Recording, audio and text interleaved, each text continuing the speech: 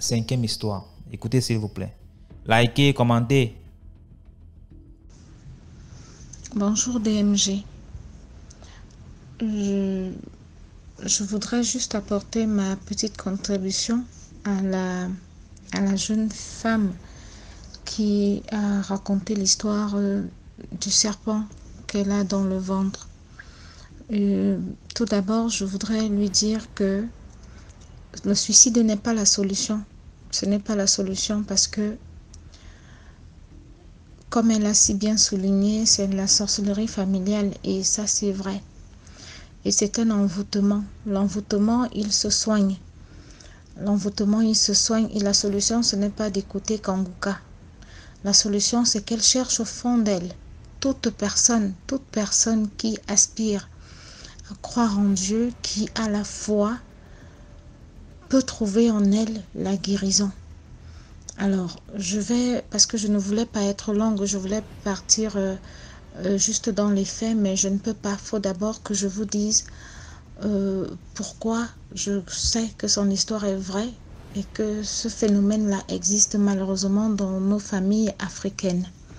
Je suis camerounaise, je vis à Douala. Bien évidemment, tu as compris pourquoi est-ce que j'ai hésité sur Douala. J'ai hésité sur Douala, mais bon, on va prendre ça comme ça. Je parle doucement parce que habituellement je parle pas comme ça. J'essaye juste de temporiser mon accent pour que les gens ne mettent pas un visage sur ma voix, parce que beaucoup de gens connaissent ma voix parce que j'ai fait radio et télé. Donc du coup, cette jeune fille-là, c'est pas le suicide qui va l'aider, ce n'est pas Kanguka qui va l'aider, c'est l'esprit en elle. Il faut qu'elle cherche Dieu à l'intérieur d'elle. Alors, moi, quand j'étais plus jeune, j'ai habité seule en classe de 3e, j'étais seule, j'ai eu l'émancipation précoce. Donc, du coup, un après-midi, j'étais rentrée des cours, j'étais couchée. Habituellement, je ne dors pas sur le dos. Mais elle a parlé qu'elle était couchée sur le ventre et tout. J'ai pensé parce que j'étais couchée dans la même position. Et je me suis rappelée. Et là, je dis, voilà, il faut que je dise quelque chose. J'étais couchée sur le dos et j'ai vu un serpent. C'est la première fois de toute ma vie que je vais raconter cette histoire à quelqu'un, même à ma famille, même à ma mère. J'ai pas. Ma mère est morte. Je ne lui ai jamais raconté ça. Un serpent est entré sous la porte et il est monté jusque sur mon lit et c'est différent. Lui, c'est devenu 2 serpents. Donc, un est entré dans mon pied gauche, l'autre dans le pied droit. Donc, il est entré tout le long de mon corps. Je dis bien tout le long de mon corps. J'ai bien évidemment senti quelque chose. Et comme dans son cas aussi, j'étais mi-éveillée, mi-endormie. Donc, moi je me lève, hein, j'étais tête en l'air. Ça ne m'a pas dérangée, mais j'avais remarqué que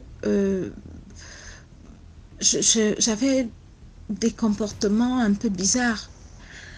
Mais avant ma naissance, il y a eu des réunions de sorcellerie parce que ma mère m'a donné le nom de sa grande sœur qui était réputée grande sorcière du village. Et elle a dit pendant cette réunion, je te parle là d'une réunion qui s'est passée avant ma naissance, où ma tante a dit elle ne voudrait pas que je porte son nom parce que la lumière et l'obscurité ne vont pas ensemble. Et leur papa, qui était mon grand-père, leur a demandé à toutes les deux, parce qu'il leur a demandé, il y avait toute la famille, pourquoi est-ce que tu ne voudrais pas que ta nièce porte ton nom? Elle leur a dit, cet enfant va provoquer ma chute. Moi, je suis l'obscurité, elle est la lumière. Donc, je ne veux pas qu'elle porte mon nom. Et à partir de ce jour-là, j'ai été la cible de tous les sorciers de mon village. Mais vraiment tous les sorciers de mon village. Donc, tout de suite, le serpent en moi a réveillé des choses où j'ai commencé à avoir des visions où je me bagarrais toutes les nuits avec des serpents. À un moment, parce que moi j'ai cette essence-là, les voyages astrales, je les ai faits de façon consciente, comment on appelle ça, des guérisons, je les ai faites, des prières quand je commence à jeûner, parce que moi je ne fais que les jeûnes Esther, et puis les gens ont pour dada l'alcool, le sexe, moi c'est le jeûne Esther. Donc je me suis mise à jeûner, à prier fort, et là j'ai vraiment vu ma tante en question qui me disait, j'avais dit à ta mère de ne pas te donner mon nom, et comme elle s'est entêtée, tu n'auras jamais de paix. Alors j'ai vécu comme ça avec ce serpent. Une année, je suis allée, enfin j'ai fait un rêve où je bagarrais encore une énième fois avec des esprits maléfiques. Et il y a un qui m'a propulsé vers le plafond. J'ai frappé le côté droit contre le plafond et je suis retombée sur le lit. Au matin, quand je me réveille, je n'arrive plus à bouger. Je n'arrive plus à bouger. Vraiment, ça ne va pas. On va même m'emmener chez un prêtre exorciste qui va faire un exorcisme sur moi. Mais je vais dire à mon frère, non, je ne peux pas, je ne veux pas parce que j'ai très mal. Parce que quand je bougeais le côté droit, je sentais vraiment comme si j'avais des côtes cassées. Et je suis droitière, donc j'ai commencé à apprendre à écrire à la main gauche et tout. Il m'a donc emmené à l'hôpital. On a interrompu la séance d'exorcisme. Il m'a emmené à l'hôpital et là-bas, on m'a fait quelques injections. Je suis rentrée à la maison. Ça allait mieux. Mais pendant que j'avais ces souffrances-là, il y a une voisine qui m'a dit, parle à ma grande sœur parce que elle s'y connaît un peu dans le spirituel. Et là, je suis allée parler à sa sœur qui me dit, mais tu as l'Esprit Saint en toi. Ça, c'est ce qu'elle dit. Elle dit, si j'ai l'esprit que tu as, je ne vais pas m'en faire des sorciers. Je n'aurai même pas peur des sorciers parce que je peux, l'Esprit Saint peut tout. Moi, je n'ai pas pris ça en considération. Elle m'a dit, enfin, moi, je n'ai pas cru. Les années sont passées parce que j'essaye de sauter parce que là, on ne parle pas de moi, on parle de la fille qui a raconté son histoire.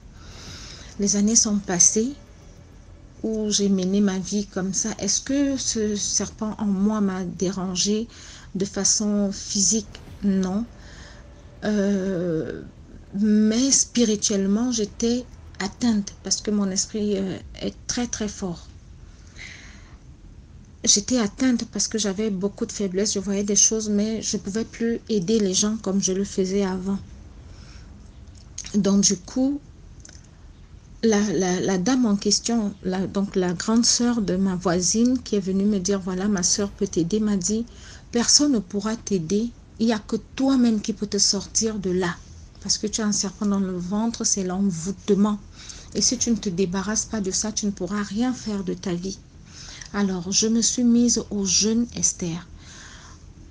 Au tout début, je ne priais pas. Je jeûnais tout simplement. Je jeûnais pour rien. C'est-à-dire, j'ai fait 3 mois de jeûne. Ça veut dire que je commençais mon jeûne le lundi matin à 0 heure. Je le cassais mercredi à 18 heures. Ça veut dire qu'entre la nuit de dimanche et lundi, donc à minuit, je commençais mon jeûne que j'allais casser le mercredi à 18 heures.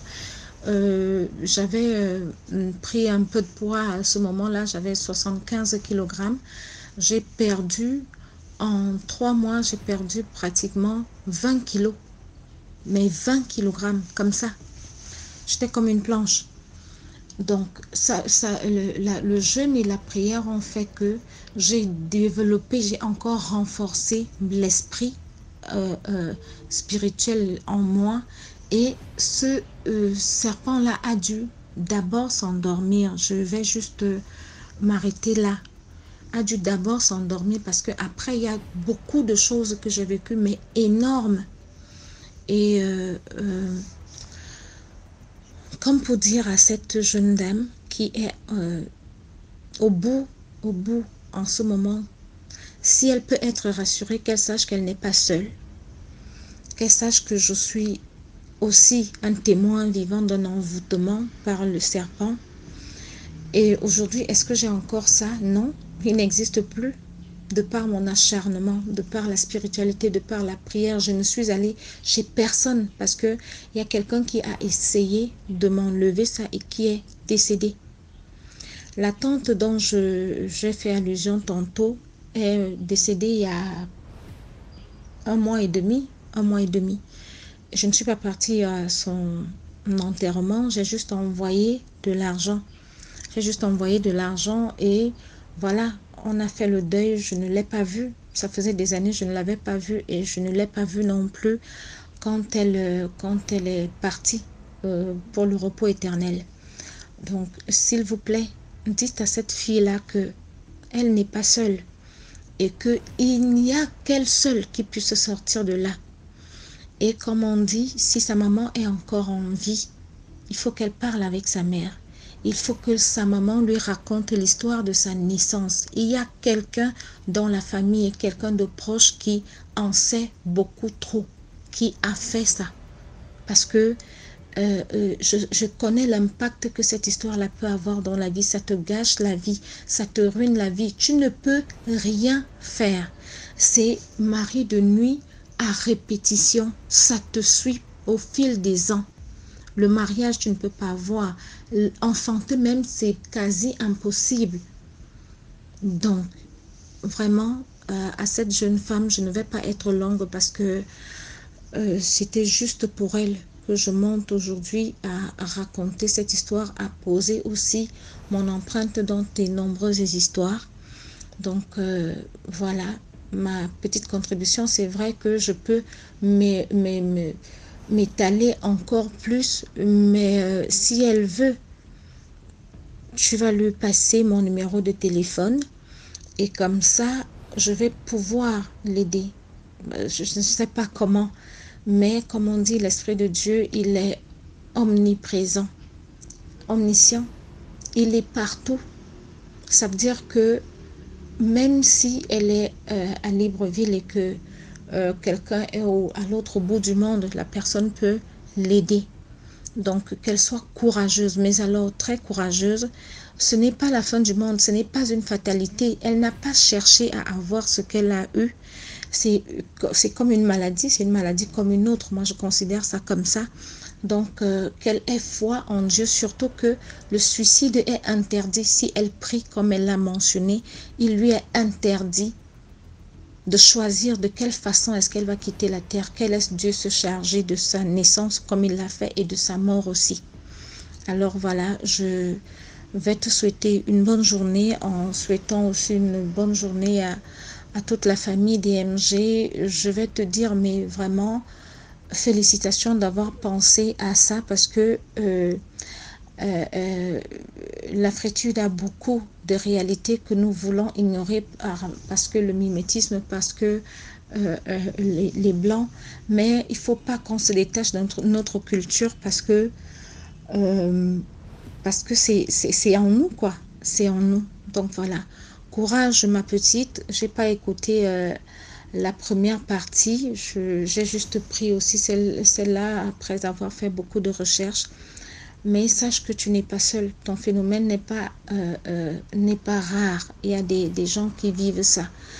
Mais est-ce que c'est commun? Non, ce n'est pas commun. Mais sache qu'il y a des gens qui ont vécu ce que tu vis en ce moment et qui ont vaincu cela. Rien n'est impossible à Dieu, mais alors rien n'est impossible à Dieu. Tu es une créature de Dieu. Tu es son instrument. Et au travers de toi, il peut agir et tu vas pouvoir rendre témoignage. Et le moral fort, moi, c'est ça qui me conduit jusqu'à ce jour. Parce que si on m'a même tué sur papier, parce que comment quelqu'un vit alors que tu as un acte de décès quelque part, bref, c'est pas là le sujet aujourd'hui.